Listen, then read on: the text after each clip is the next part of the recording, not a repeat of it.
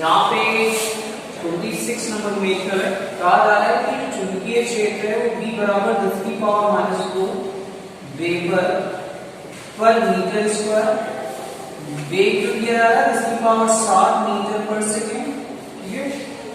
R बराबर दिया जा रहा है 0.60 सेमी, या इसको लिख सकते हैं 60 में 10⁻⁴ मीटर, और आपको E/m बराबर क्वेश्चन मान ये वैल्यू निकालनी आती है।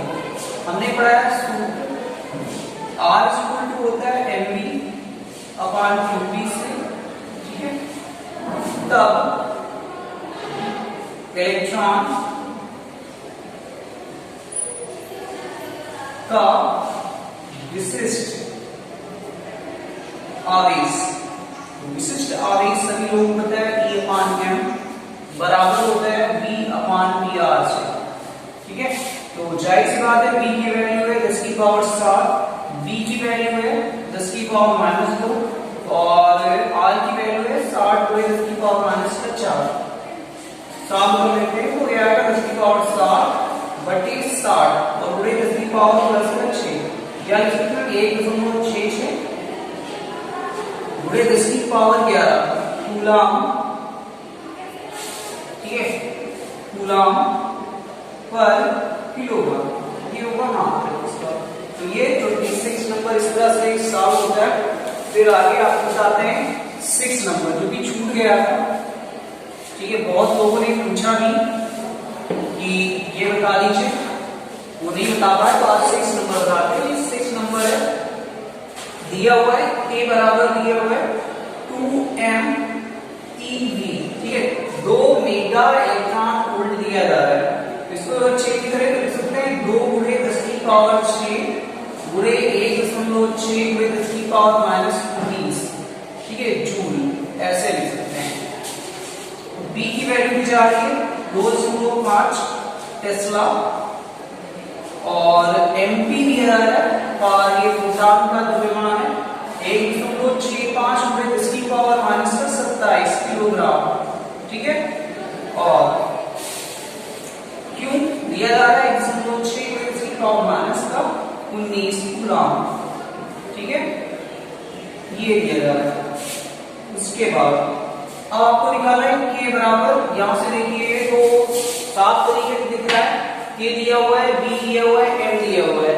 हमें अगर F निकालना है, F बराबर क्वेश्चन मार्क, ठीक है, M निकालना है, तो जाहिर सी बात है कि हमें सबसे पहले यहाँ पे B चाहिए, क्योंकि F बराबर हमने पढ़ा है QEB होता है। B दिया हुआ नहीं है, B दिया हुआ है और Q दिया हुआ है, तो V चाहिए।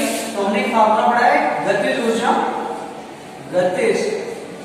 ऊर्जा K बराबर पढ़ा है 1/2 mv², ठीक है। तो K की वैल्यू यहां से दी जा रही है 2 × 10⁻6 1.6 × 10⁻⁻19 बराबर 1/2, m की वैल्यू है 1.65 × 10⁻⁻27, ठीक है, और v², या लिख सकते हैं इसको v² बराबर, साफ करेंगे तो आएगा 3.87 × 10⁻14, या v बराबर लिख सकते हैं इसको 1.96 × 10⁻7 मीटर पर सेकेंड, ये लिख सकते हैं, ठीक है। ये तो हो गया वेग, क्या निकल कर आया, वेग निकल आया। उसके बाद हमें चाहिए F, क्योंकि फार्मूला पढ़ रखा है कि F बराबर होता है QEB,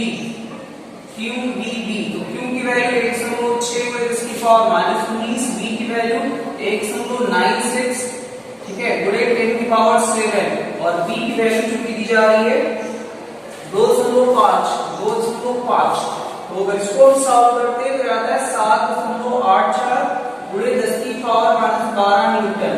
ये जो है ये बल लग रहा है उस वस्तु या उस पिंड पे।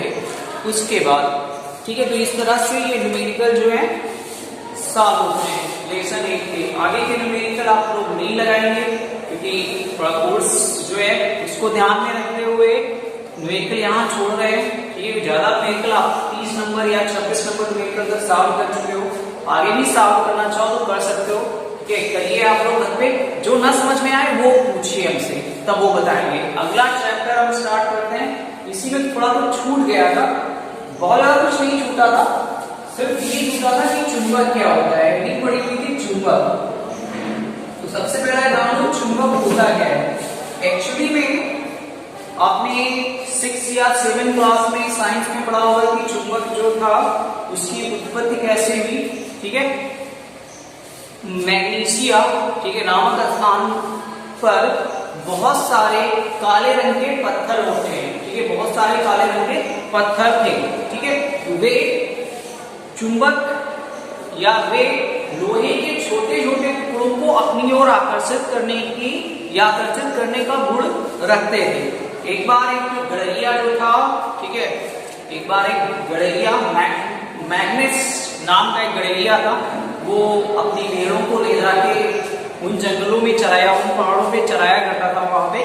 ठीक है, तो उसके हाथ में एक स्टिक होती थी, वो जो स्टिक थी उसके नीचे लोहे का एक बेत टाइप लगा हुआ था। ठीक है, जब देखते हो कि जो लोग लाठी लेकर चलते हैं, भैंस चराते हैं, गाय चराते हैं, उसमें कुछ डंडे में कुछ जो पार्ट है लोहे का भी लगा लेते हैं, है ना। तो उसी तरह उसने भी लगाया था। एक बार उसने देखा कि उसकी जब वो छड़ी लेकर चल रहा था तो उसका जो स्टिक थी वो उस जो पत्थर काले रंग के पड़े थे उसमें जाके चिपक गई। तब कहीं ना कहीं उसे पता चला कि यहाँ पे कोई आदर्श शक्तियां हैं जो इसको अपनी ओर चिपका रही है। ठीक है, तो वहीं से कहीं ना कहीं उस मैग्नेट की उत्पत्ति हुई। ठीक है, मैग्नीशिया नामक स्थान से, इसलिए उसको इंग्लिश में मैग्नेट कहा गया, और अगर हिंदी में बात करें तो उसको चुंबक कहा गया। चुंबक का मतलब चुंबक, ठीक है, तो यहाँ पढ़ रहे हैं चुंबक। चुंबक क्या होता है? चुंबक एक्चुअली में लोहे के टुकड़ों को या लोहे के छोटे छोटे टुकड़ों को अपनी ओर आकर्षित करने का इनके पास एक गुण होता है। ठीक है, अगर इन्हें, जिसे आप देखो पृथ्वी भी एक चुंबक की तरह व्यवहार करती है ना, ये भी बताया गया पृथ्वी भी एक चुंबक की तरह व्यवहार करती है। पृथ्वी में आपने देखा होगा उत्तरी ध्रुव या दक्षिणी ध्रुव, तो चुंबक में भी वही होता है, उत्तरी ध्रुव होता है, दक्षिणी ध्रुव होता है। अगर आप किसी चुंबकीय सुई को या चुंबक को स्वतंत्रतापूर्वक लटकाएंगे तो हमेशा वो उत्तर दक्षिण दिशा में ठहरती है। ठीक है, ये इनका गुण होता है, क्योंकि आप लोग जानते हो चुंबक, ठीक है, तो चुंबक के चुंबक है, तो चुंबक के दो ध्रुव होते हैं, पहला नॉर्थ होता है, दूसरा साउथ होता है। इसके जो मध्य वाला सिरा होता है, यहाँ पर जो आकर्षित करने की क्षमता है वो सबसे कम होती है। ठीक है, लोहे के अगर टुकड़ा है कोई, उसको आकर्षित करने की क्षमता सबसे कम होगी, जबकि किनारों पर इसकी क्षमता सबसे ज्यादा प्रबल होती है, सबसे ज्यादा होती है। ठीक है, अब बात आती है चुंबकीय बल रेखाएं। चुंबकीय बल रेखाएं वे बल रेखाएं होती हैं, वे काल्पनिक बल रेखाएं होती हैं जो चुंबक के, ठीक है, जो चुंबक के अस्तित्व को बताती है, चुंबक के सतत, ठीक है, चुंबक के जो सतत क्षेत्र है उसको दर्शाती है। ठीक, अब चुंबकीय बल रेखाएं, ये भी ध्यान रखो, चुंबकीय बल रेखाएं N से निकलकर S की ओर जाती हैं और S से होते हुए पुनः N की ओर आती हैं। ठीक है, चुंबकीय जो बल रेखाएं होगी वो N से निकलेंगी, S की ओर जाएंगी और S ध्रुव से होती हुई पुनः नॉर्थ या उत्तरी ध्रुव पर पुनः वापस आएंगी। बस इतना आपको जानना है इस चुंबक के बारे में, और उसके बाद नेक्स्ट लेसन में आपको बताया जाएगा कि आगे क्या आपको पढ़ना है। ठीक है।